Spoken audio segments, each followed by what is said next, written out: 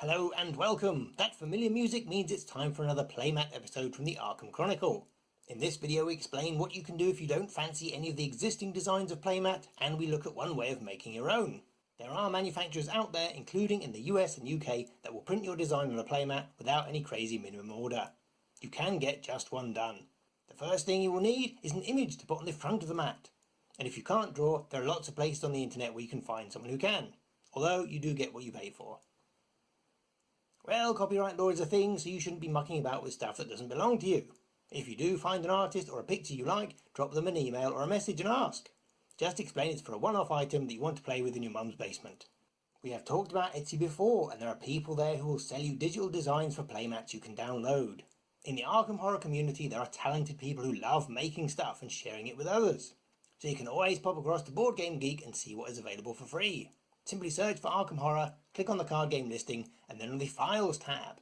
If you switch it to Compact View, you get more links per page. Just browse things that say Playmat, and the files will be there for you to download for free, if you are logged in. Because BGG is a wonderfully international community, you will find Playmats with text in all sorts of languages. They come in plenty of different sizes, and you can have plain ones or those with defined card layouts. Don't be afraid to print them out on paper first to see how they look full size.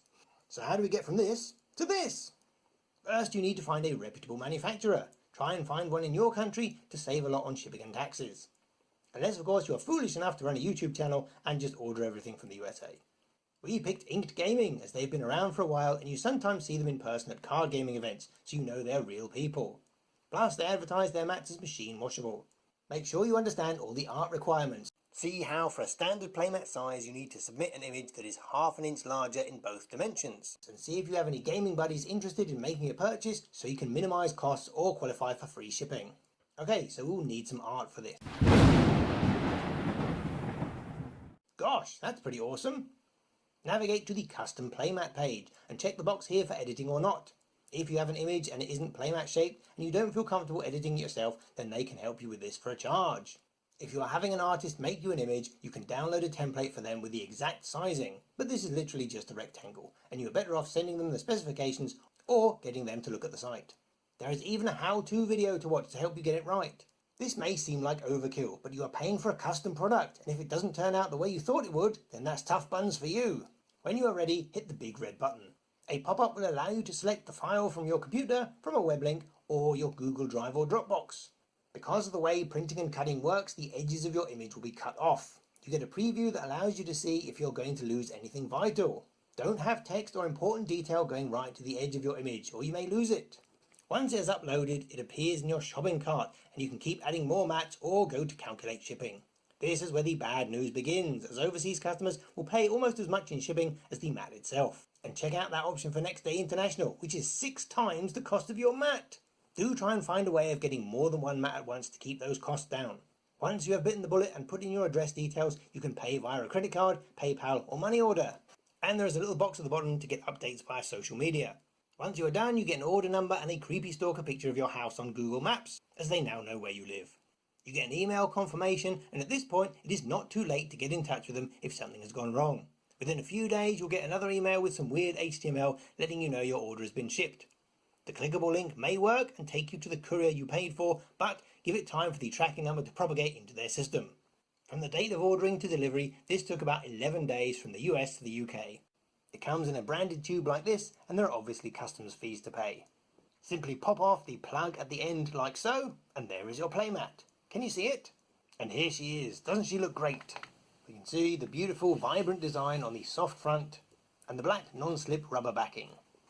And as a modern mat, this is about 2mm thick, so it will roll up nice and compact. Let's measure it up. As you can see, it is dead on 14 inches by 24 inches as described. All told, this cost us £50 for a single mat, and any currency conversion fees from your credit card, which is definitely more than twice the price of an over-the-counter product.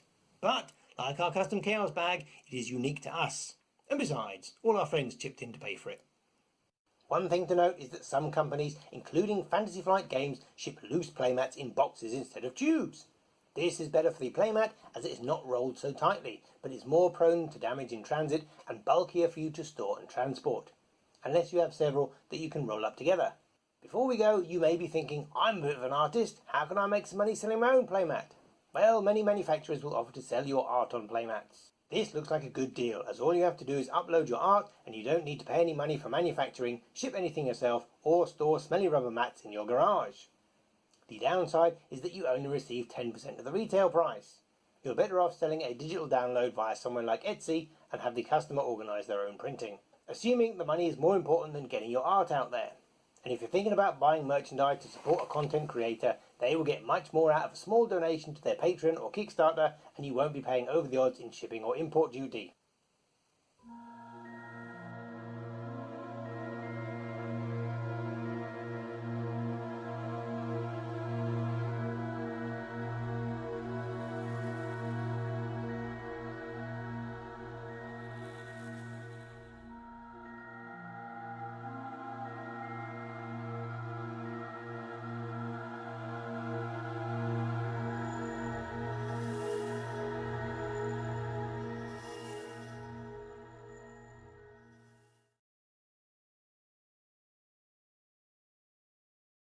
Oh, please tell me that was the last Playmat episode.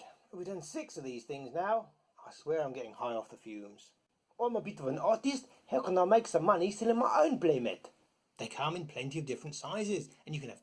Oh, flip's sake. Stupid screensaver.